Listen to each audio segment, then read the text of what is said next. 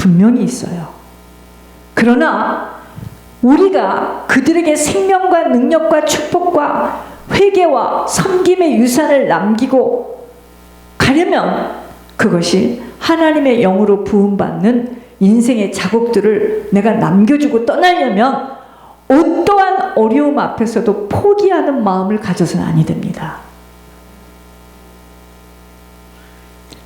여러분, 적군에 가서 내 아군을 잡아오려면 적군에게 가가지고 빌어야 됩니다.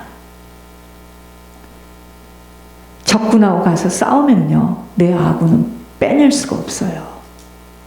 이게 무슨 말인 줄 알아들어야 됩니다. 정말 지혜가 필요해요. 후손들을 살려내야 한다는 믿음으로 모든 과정들을 잘 견뎌내며 어느 순간에도 포기해서는 아니 됩니다. 후손들을 살려내야 하기 때문에 그 후손이 지금 그렇게 되어 있는 상황에서는 후손하고를 떠나야 되는 거예요. 후손이 지금 사단에게 잡혀 있는데 그가 준 것을 넓적받게 되면 나는 사단과 합류하는 자가 되어서 그때부터 치열한 사단이 자꾸 나를 이제 흔들기 시작하는 거예요.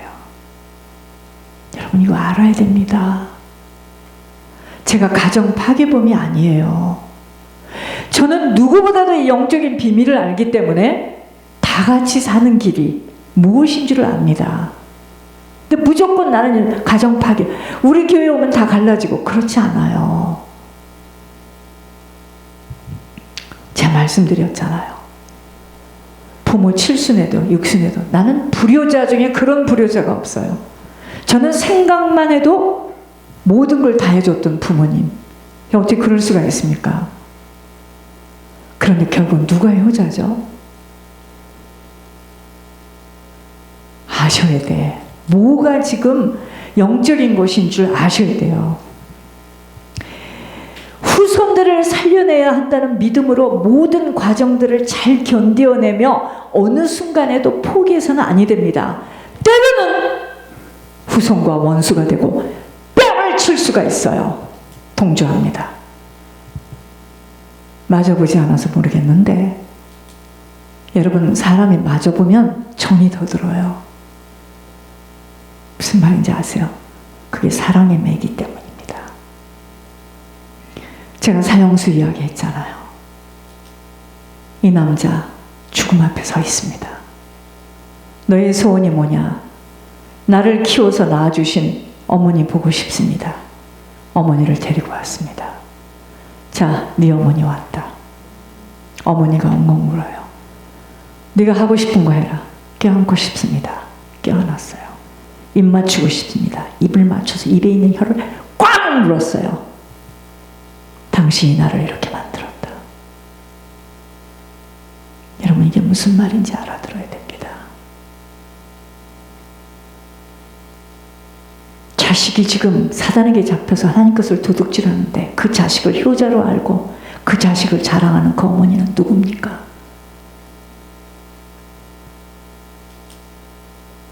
사형수의 어머니예요.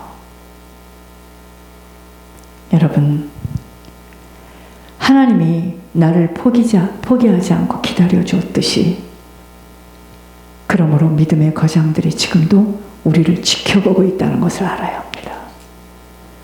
히브리서 12장 1절에서 4절은 우리에게 우리가 포기하고 싶을 때 진짜 이 길 가기가 너무 어렵다, 이런 유혹이 찾아올 때 어떻게 전진해야 할 것인가를 가르쳐주고 있는 귀절입니다. 만일 자녀 문제로, 형제 문제로, 부모 문제로, 경제 문제들로 인하여 낙심된 것에 대하여 말씀으로 어떻게 인생의 어려움을 이겨내며 승리할 수 있을지에 대한 해답을 얻게 될 것입니다.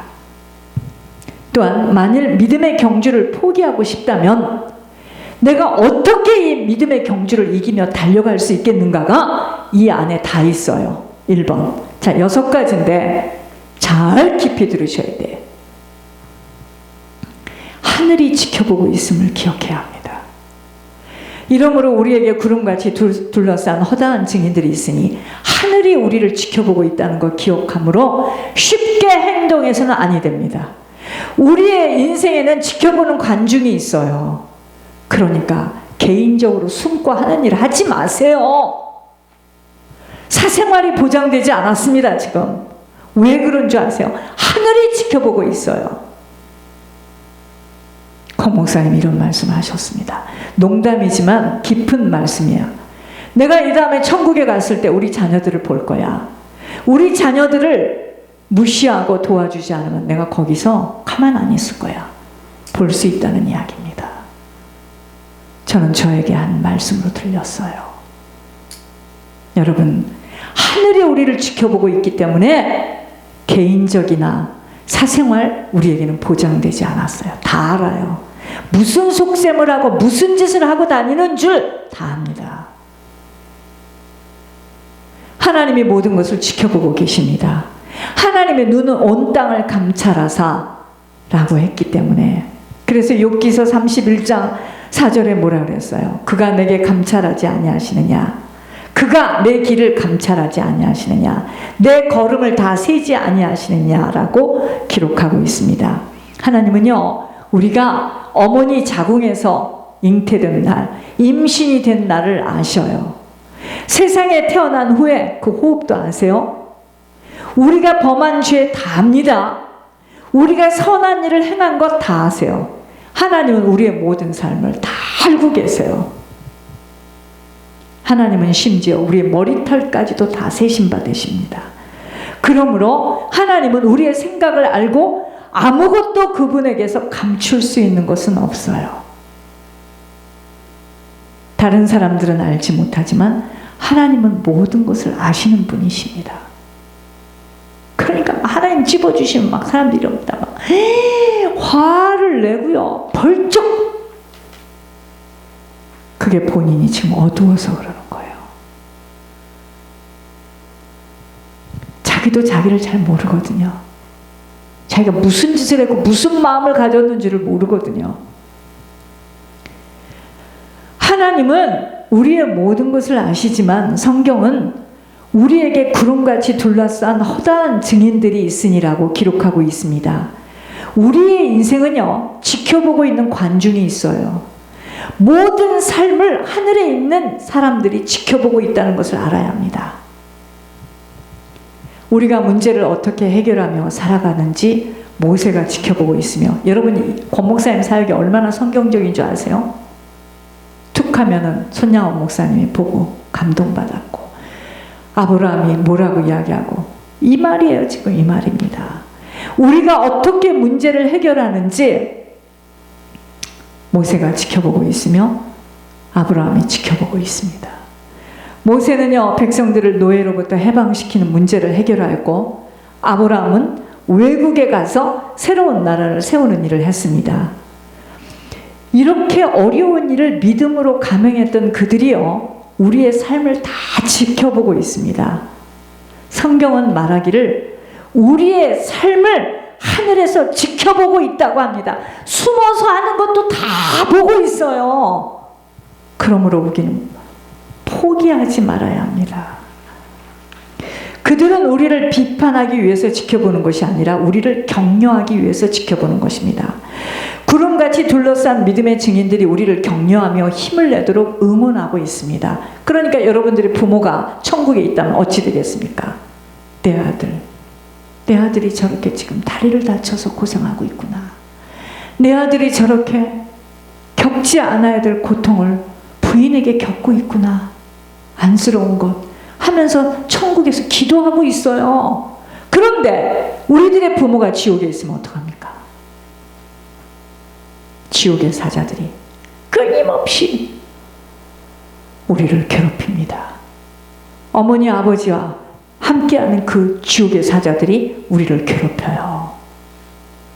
여러분, 이게 지금 뭔 줄을 아시고 정말 이 길을 가야 됩니다.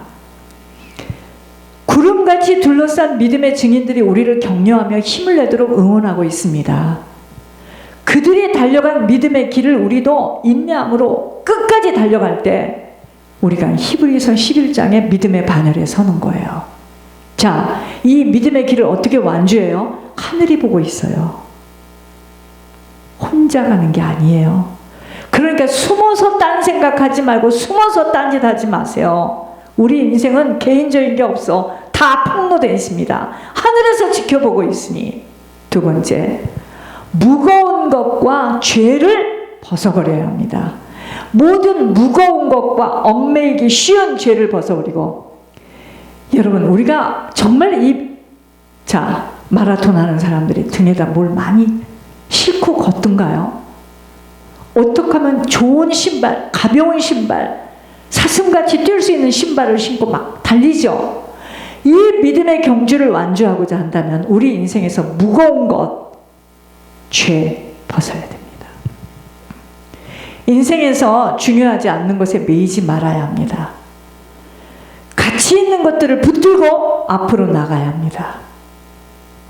우리의 삶에도 너무나 많은 일을 하게 되면 그게 지금 전대에 금방 힘이 떨어지고 낙심을 경험하게 됩니다. 그때 포기하고픈 마음을 갖게 돼요. 그러므로 무거운 것과, 여러분, 무거운 거를 들면 얼마나 힘들어요. 그쵸? 팔이 빠진다 이러잖아요. 그 무거운 것이 왜 무거운 것인 줄 알아요? 자기가 하나님이야. 자기가 다 해결하려고 자기 것으로 다 짊어지시니 무겁죠. 인생도 자기가 살겠대. 술수 쓰고 머리 돌리고 하라는 대로 하면 되는데 안 들어요. 적어도 입 다물으라 하면 입 다물면 되고, 근심하고 걱정하고.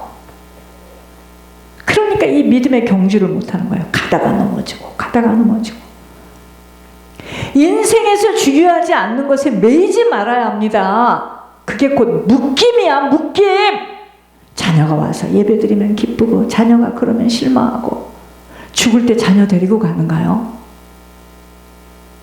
자녀가 좀 잘 살면 어쩐지 고개를 탁 하고, 급하면 자녀에게 봐서 하나님 앞에 나오지도 못하고 미련한 인생들.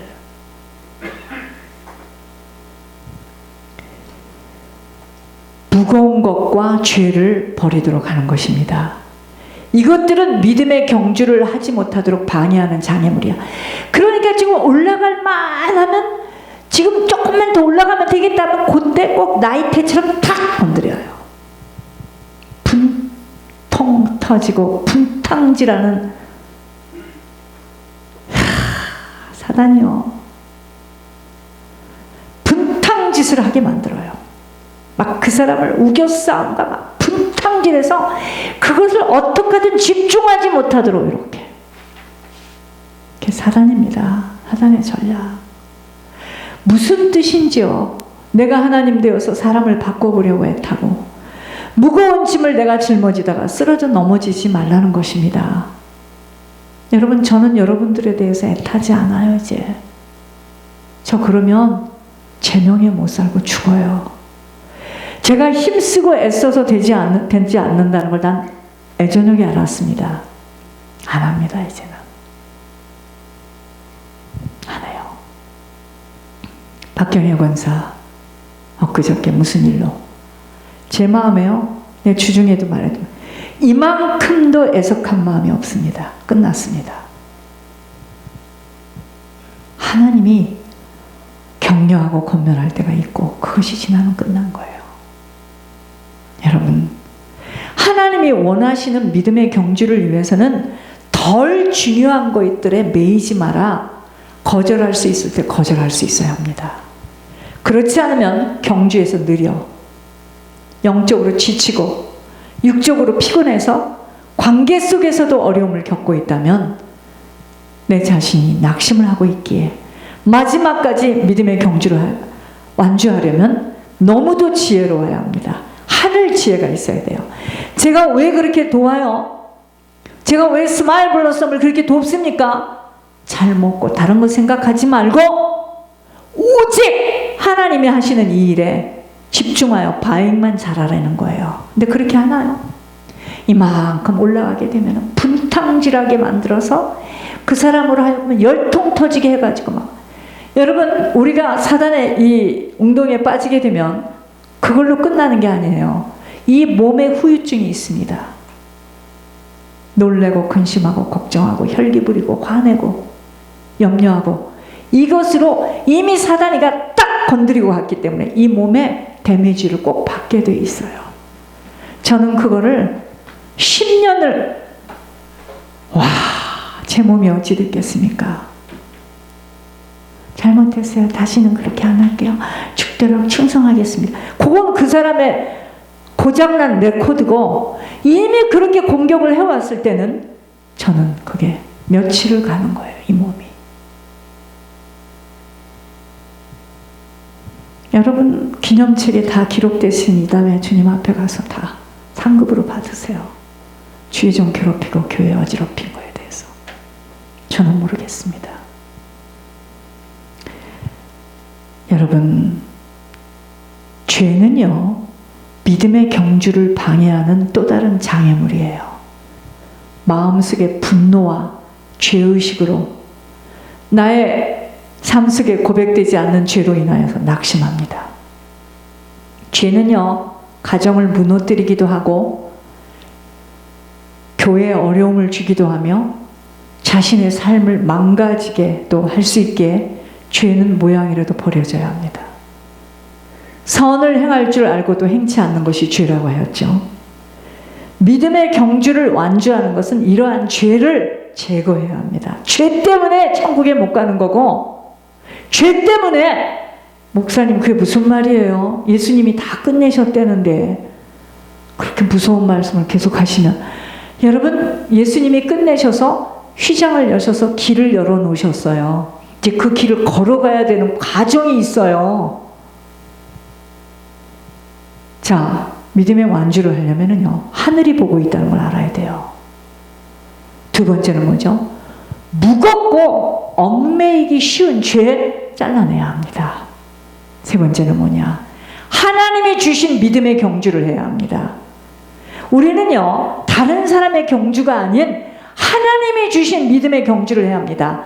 우리를 향한 하나님의 계획을 갖고 계시는데 하나님의 계획을 따르지 않는다면 우리는 사람들이 나에게 자신의 계획을 보여주는 것에 따라 살 수밖에 없습니다. 이게 무슨 말인 줄 아십니까? 하나님의 계획대로 살지 못하면 나와 함께 하던 내 주변의 사람들에 의해서 내 인생이 흘러 떠내려 가게 됩니다. 딸려가요. 그러므로 하나님께서 정하신 경주를 해야 합니다. 즉 우리는요, 다른 사람들이 나를 위하여 준비한 경주를 달려가는 것이 아니에요. 그런데 다른 사람이 내 인생을 위해서 준비한 경주, 자녀가 됐든 부모가 됐든 형제가 됐든 그 경주를 따라가는 거예요. 그 사람이 어떻게 천국을 가겠습니까? 배우자가 나를 위하여 준비한 경주를 달려가는 것도 아니고 하나님께서 나를 위하여 예비하신 경주를 달려가야 하는데 이것이 바로 믿음의 경주입니다. 믿음의 과정을 가기를 힘들어하는 게 왠 줄 아세요? 이 믿음의 경주를 가기를 싫어한다는 거죠. 타협해버리는 거죠. 가다가 포기해버리는 거죠.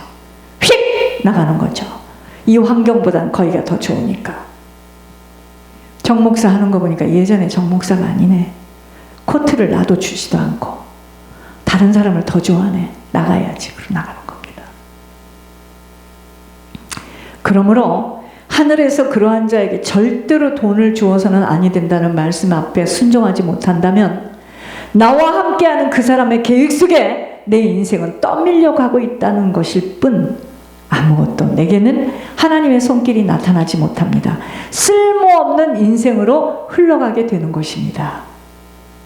하나님이 우리를 만드셨을 때 하나님은 우리 인생을 위한 계획을 가지고 만드셨습니다. 그런데 우리가 하나님이 계획하신 경주를 잃어버리곤 하는데 그것은 바로 하나님의 계획을 따르지 않기 때문이에요. 저희가 그렇게 살았습니다. 하나님이 부르셨는데 우리가 어떻게 그 길을 가? 하고 우리 맘대로 살았다고 해서 교회 밖을 떠난 건 아닙니다. 그때부터 광야야. 어떤 사람은 하나님이 그러한 인생의 계획이 아닌데 자기 마음대로 또 가서 주의 길을 간다고 가. 그러니까 그 인생은 얼마나 고달픈 인생이겠습니까? 부르지도 않았는데 푸름의 길을 가는 사람, 불렀는데도 귓구멍을 막고 딴 길에 서 있는 사람 똑같습니다. 기가 막힌 일이죠. 우리를 만드셨을 때 우리의 인생을 위한 계획을 가지고 만드셨어요. 그런데 하나님이 계획하신 경주를 잃어버리곤 하는데 그것은 하나님의 계획을 따르지 않기 때문이에요. 하나님께서 그 가정에 생명을 주시고 그 가정을 이루도록 주셨는데 지 마음대로 자식 버리고 가정 버리고, 그건 하나님의 계획을 지금 놓친 겁니다. 그러니까 그 인생은 사라지지가 않아요. 하나님은 우리의 인생을 향한 계획을 가지고 계십니다. 만일 우리가 다른 사람들의 계획한 대로 따라가게 된다면 실패하게 되고 믿음의 경주는 완주해낼 수 없어요. 그러니까 무슨 이유로든 나는 저 여자하고 살기 싫어, 저것은 뭐 어쩌고 저쩌고. 여러분, 그 사람 인생은요, 지금은 사는 것 같지만 인생 끝자락을 보세요. 그 사람의 인생은 사라지지 않습니다. 그러나 모든 것을 다 잊고 통에 자복할 때는 이미 늦었어. 인생은 모르는 거예요. 절대로 모르는 겁니다. 하나님이 나시린으로 복음을 증거하는 인생으로 불렀는데 그 길을 가지 않고 아무리 열심히 노력해도 결국은 원점으로 돌아가도록 되어 있지만, 아무리 말을 해줘도 알아듣지 못하니 그러한 자들은 수십 년을 허송세월로 보내도록 자신이 선택한 인생에 의지도록 살게 되는 것이라는 것입니다. 우리가 부모 때문에, 형제 때문에, 자녀 때문에, 부부 때문에 하나님께서 정하신 경주를 해내지 못하는 자에게 손해를 보아서는 아니 될 이유를 깊이 깨닫고 바른 자세를 갖추며 빛을 발하는 한 사람이 되어야 합니다. 지금 하나님이 주시는 계획대로 살지 못하는 그 자를 내가 돕고 있다면 나는 뭡니까? 사단의 도움이죠. 우리가 하나님께서 주신 믿음의 경주를 달려갈 때 그 사람은 지금 가든 나중 가든 이미 지옥의 유황불에 들어갈 사람이에요. 그런데 나는 유황불에 들어갈 사람을 계속 돕고 있어요. 나는 뭡니까?